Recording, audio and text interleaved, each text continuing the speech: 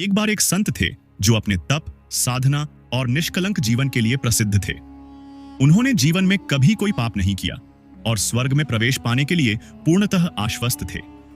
एक दिन उनका शरीर छोड़ने का समय आया और वे स्वर्ग के द्वार पर पहुंचे। स्वर्ग के द्वारपाल ने उनका स्वागत किया, लेकिन कहा, स्वर्ग में प्रवेश के लिए एक नियम है।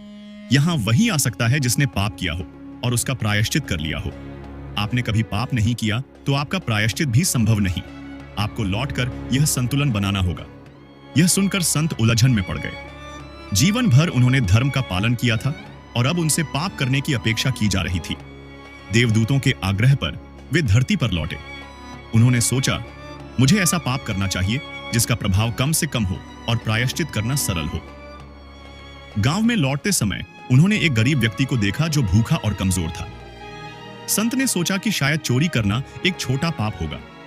वह पास के एक खेत में गए और वहां से कुछ फल चुराकर उस व्यक्ति को दे दिए। गरीब व्यक्ति ने फलों को खाते हुए संत को धन्यवाद दिया और कहा, आपने मेरी जान बचाई। मैं भगवान से प्रार्थना करूंगा कि आपके इस उपकार का आपको फल मिले। संत हतप्रभ रह गए। उन्होंने जो पाप समझकर किया था वह पुण्य बन गया था। उन्होंने स्वर्ग के द्वार पर लौटकर पूरी घटना सुनाई। देवदूत मुस्कुराए और बोले, यह समझना कठिन है कि पाप और पुण्य क्या है।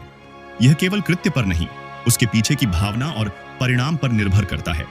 आपके इस कार्य ने आपकी करुणा और मानवता को प्रमाणित किया है।